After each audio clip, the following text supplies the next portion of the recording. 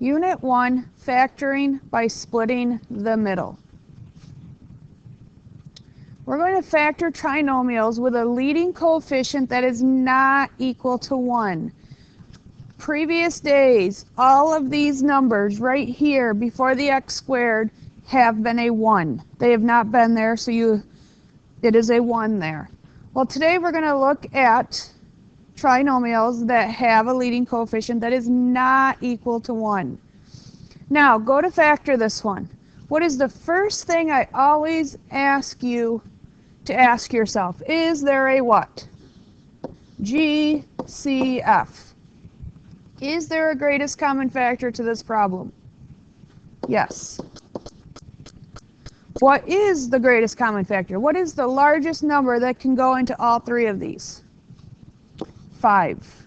So now you're going to divide everything by your GCF. So what are we left with? X squared minus 3x plus 2. Now we have a trinomial with a leading coefficient of 1, and this is what we've been factoring. So let's make our x. Has to multiply to give me 2, but add up to negative 3. So negative 2, negative 1. So we're going to bring down the 5, and then we're going to say what times what gives me x squared? X. And then we're going to plug in our two numbers that we just found. And now this is factored completely. All right, now we're going to look at what do you do if the leading coefficient is not equal to 1 and there isn't a GCF to take out. This is what the method that we're going to use is called splitting the middle.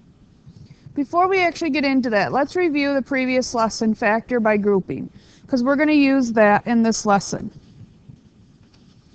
So let's look. If we have 4 terms that we need to factor, we're going to group them. We're going to group this together, and we're going to group this together and factor them. So by looking at x cubed plus x squared, what can we take out? What is the greatest common factor? X squared. So when I divide them both by x squared, what am I left with? X plus 1. Now let's do the second part. What is the greatest common factor of negative 2x minus 2? Negative 2. Now if we divide each one of those by a negative 2, what do we have left? X plus 1. Now that's a plus, remember, because negative 2 times a positive 1 gives me that negative 2. Now we're going to combine the things that are on the outside together. So x squared minus 2, and what's our parentheses? X plus 1. So now it's factored. So now let's use this to actually factor 3x squared minus x minus 4. Now, is there a greatest common factor? No. So this is where we're going to make our x. Now at the top you see it says multiplying the leading coefficient with the end coefficient. So we're going to take our 3 and we're going to multiply it by that negative 4. And we get negative 12. At the bottom, you're still going to put what your middle coefficient is. What does it add up to? It needs to add up to a negative 1. Now we're going to do what we did previously. We need to find two numbers that multiply to give me a negative 12, but add up to give me a negative 1. We know that they have to be a negative to multiply, so our signs are going to be a positive and a negative. So what two numbers multiply to give me a negative 12 but add up to a negative 1? Right, negative 4, positive 3. So now we're going to use these two numbers, just like we did before, and to rewrite this. It's called splitting the middle. We're going to take this middle now and split it into those two. So we're going to start off with 3x squared. Now we're going to rewrite these as our middle terms. I'm always going to, and I'd like you to write the lowest number first, the smallest one. So -4, put an x with it, like plus 3x, and then add on the ending, -4. So we're getting rid of our middle. This is going bye-bye. And now we're just going to factor by grouping like we did yesterday. So we're going to group this together and factor it, and then we're going to group this together and factor it. So looking at the first one, what is the GCF? What can we take out? We can only take out an x. So if I divide each one by x, what do I have left? I have 3x minus 4. Now we're going to factor this. Is there anything you can take out? Well, you guys are going to tell me no. But if the answer is no, what do we have to take out? Because we need a place value holder. We need a 1. So we're going to factor out a 1. So what are we left with if we divide each one by 1? 3x minus 4. Now, just like we did in the previous lesson, combine your 1's on the outside. So x plus 1. And then what is 1 parentheses? 3x minus 4. And now it's factored. You guys have previously probably have done guess and check. If you're more comfortable doing it that way, feel free. But if you practice this way, I think that you would like it better. Let's do another example. Let's look at 3x squared minus 10x plus 3. Now, what are we going to do first? What's going to be on the top part of our x? We're going to multiply the leading with the end. So 3 times 3 is 9. The bottom is what it needs to add up to, which is -10. So now we need two numbers to multiply to give me a +9 but a -10. So the signs are going to be the same. It's going to be 9 and 1.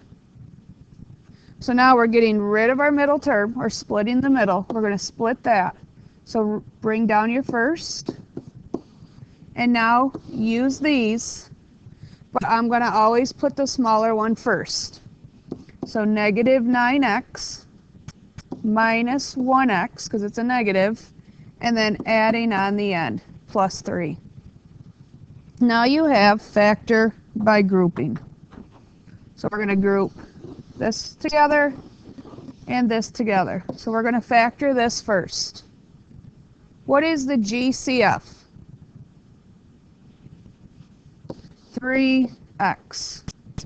Now if we divide each one by 3x, what are we left with? X minus 3. So now let's look at the second one and factor it. What can you take out? Again, there's nothing, so what are we going to take out? We're going to take out our -1. So what are we left with if we divide everything by -1? We're left with x minus 3. Because remember from our previous lesson, our parentheses have to be the same. If they're not, then you've done something wrong. You need to go back and look at your problem. So now let's combine the beginning. So 3x minus 1, and then one of your parentheses, which is x minus 3. And now that problem is factored. Let's check this one just to make sure that it works. How do we check? Double distribution. So let's do double distribution. 3x times x is 3x squared. 3x times -3, -9x. Now start with the second one. -1 times x, -1x. And then -1 times a -3 is a +3. combine like terms. 3x squared minus 10x plus 3. Is that what we started with? Is that the same as up here? Yes. So we know that is our correct answer. Let's try one more together. Make our x. The top is going to be your leading coefficient multiplied by your last, which is 36. The bottom is what it adds up to, your middle, negative 12. Now you need to come up with two numbers that multiply to give me a positive 36, but add up to negative 12.